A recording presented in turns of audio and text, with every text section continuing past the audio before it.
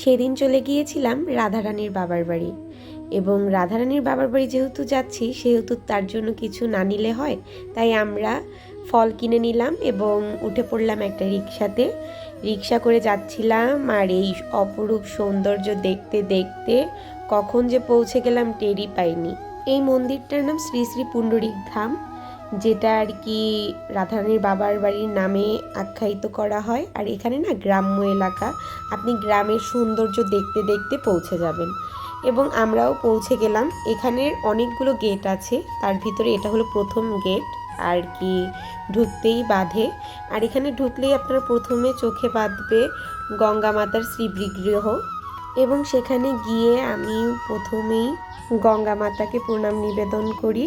এই যে সুন্দর গঙ্গা মাতাকে দেখা যাচ্ছে। গঙ্গা মাতার দুপাশে আরও দুজন ছিল, একজন ছিল ভগীরথী এবং আরেকজন ছিল মহর্ষি জন্যমণি, এবং তাদেরকে দর্শন করেই আমরা চলে যাচ্ছিলাম মেইন মন্দিরের উদ্দেশ্যে, মানে মেইন মন্দিরের গেটে। এটাই ছিল পুণ্ডরিক ধামের প্রধান মন্দির গেট, যেখানে গিয়েই আমি প্রথমে প্রণাম নিবেদন করি। মন্দিরে ঢুকতেই কিছু দূর সামনে এগিয়ে দেখলাম হাতের ডান পাশেই মহাদেবের মন্দির রয়েছে। সেখানে গিয়ে মহাদেবকে প্রণাম নিবেদন করলাম।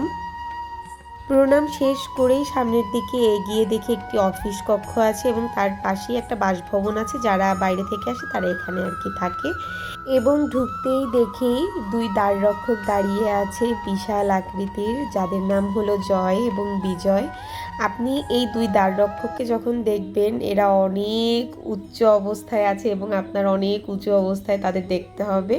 আর এই যে দ্বাররক্ষকের পরই আমরা ঢুকে পড়লাম। এখানে দেখা যাচ্ছে শ্রী শ্রী শ্যামকুণ্ড। এই শ্যামকুণ্ডের মধ্যেও একটা বিগ্রহ স্থাপন করা হয়েছে, যেটা আর কি কালীয় দমন নামে আমরা পরিচিত। এখানে বেশ সুন্দর করে এটা প্রতিষ্ঠিত করা হয়েছে।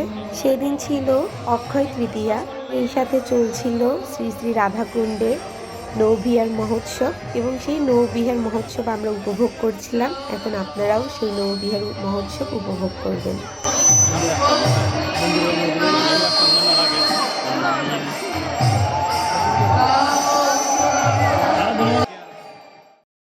এখানে এখন দাঁড়িয়ে অপেক্ষা করছিলাম রাধা মাধবকে দর্শন করব এবং রাধা মাধবের ভোগ দর্শনও করব। এর জন্য অনেকক্ষণ যাবৎ দাঁড়িয়েছিলাম, আর অবশেষে রাধা মাধবকে দর্শন করেছি এবং তার ভোগ দর্শনও করেছি, সাথে প্রণামীও দিয়েছি। আপনারাও রাধা মাধবের ভোগ দর্শন করুন, কারণ ভোগ দর্শন করলে দুর্ভোগ কাটে। এর জন্য অবশ্যই আপনাদের এই রাধা মাধবের ভোগ দর্শন করা উচিত। কিছু দূর সামনে গিয়ে দেখি শ্রী শ্রী গিরি গোবর্ধন পর্বত, আর এখানে গিয়েও আমি গোবর্ধন পর্বতের সামনে দাঁড়িয়ে প্রণাম নিবেদন করেছি।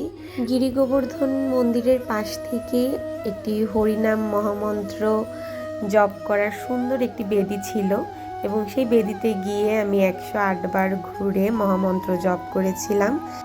আমার কাছে এখানে দাঁড়িয়ে দাঁড়িয়ে হরিনাম মহামন্ত্র জপ করতে বেশ ভালোই লাগছিল।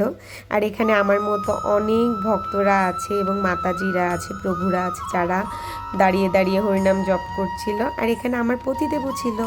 আমাদের হরিনাম জপ শেষ করে আমরা একটু সামনের দিকে এগিয়ে গেলাম। এগিয়ে গিয়েই দেখি বিশাল আকৃতির বিষ্ণুর বাহন শ্রী শ্রী গরুড়দেব। তিনি অর্ধ মানব ও অর্ধ পাখি আকৃতির, যাকে সোনালী ডানাযুক্ত একটি বিশাল ঈগল সদৃশ প্রাণী হিসেবে কল্পনা করা হয়। তার পাশেই ছিল মূল মন্দির, মানে যেখানে আর কি ভগবানের সেবা করা হয়, সেবা পুজো দেওয়া হয়। সেই মন্দিরেই এখন ঢুকছিলাম।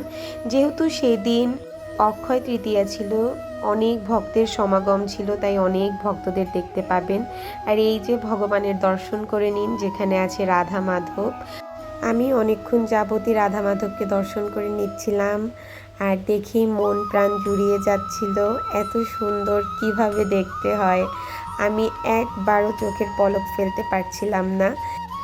রাধা মাধবের দর্শনের পর চলে গিয়েছিলাম যেখানে কীর্তন করছিল সকলে মিলে। সকলের কীর্তন নৃত্য দেখলাম। এরপরে দেখতে পেলাম নৌবিহার মহোৎসব শেষ হওয়ার পর ভগবানকে নিয়ে যাচ্ছিল মেইন মন্দিরে, যেখানে ভগবানকে সেবা প্রদান করা হবে, সেখানেও প্রণাম করেছি। প্রণাম করার পর আমি মন্দিরটি আরও সুন্দর করে করে ঘুরে দেখছিলাম। এখানে ভগবানের বিশ্বরূপ দেখতে পাচ্ছিলাম, আর ভগবানের বিশ্বরূপও অনেকক্ষণ দাঁড়িয়ে দাঁড়িয়ে দেখছিলাম। আর এই মন্দিরটা এত সুন্দর দেখতে, আর যেহেতু সেদিন চন্দনযাত্রা নৌবিহার মহোৎসব ছিল, এজন্য মন্দিরটাকে আরও সুন্দরভাবে সাজিয়ে নিয়েছিল। আর রাধাকুণ্ডে গিয়ে রাধাকুণ্ডের জল স্পর্শ করব না তা কি হয়, রাধাকুণ্ডের জল স্পর্শ করে মাথায় নিয়েছিলাম। আমার পতিদেবকেও একটু রাধাকুণ্ডের জল দিয়েছিলাম। আর রাধাকুণ্ডের চারিপাশে দেখুন কি সুন্দর করে সাজিয়েছিল, কি সুন্দর নকশা করা। আমার কাছে তো এটা বেশ ভালো লেগেছে। আর রাধাকুণ্ড কিন্তু বেশ বড়, শ্যামকুণ্ডও যেমন বড়, রাধাকুণ্ডও দেখতে তেমনই বড়। এরপর এখানে দাঁড়িয়ে কিছুক্ষণ সময় কাটাচ্ছিলাম, অতঃপর কিছু সময় কীর্তন উপভোগ করছিলাম, এবং আপনারাও কীর্তন উপভোগ করুন।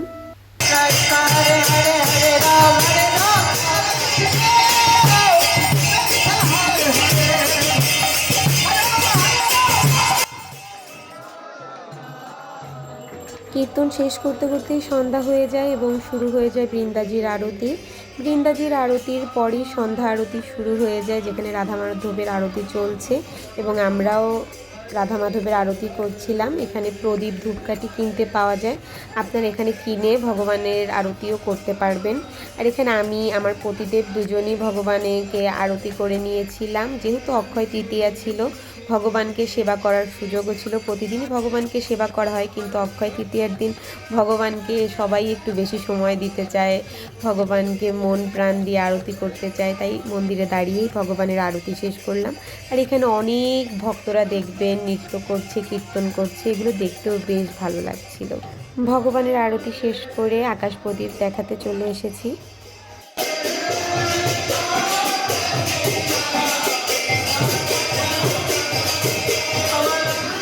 এই তো এটাই ছিল রাধারানীর বাবার বাড়ির ছোট্ট একটা ভ্লগ। ভালো লাগলে লাইক কমেন্ট করবেন। দেখা হবে নেক্সট কোনো ভ্লগ নিয়ে।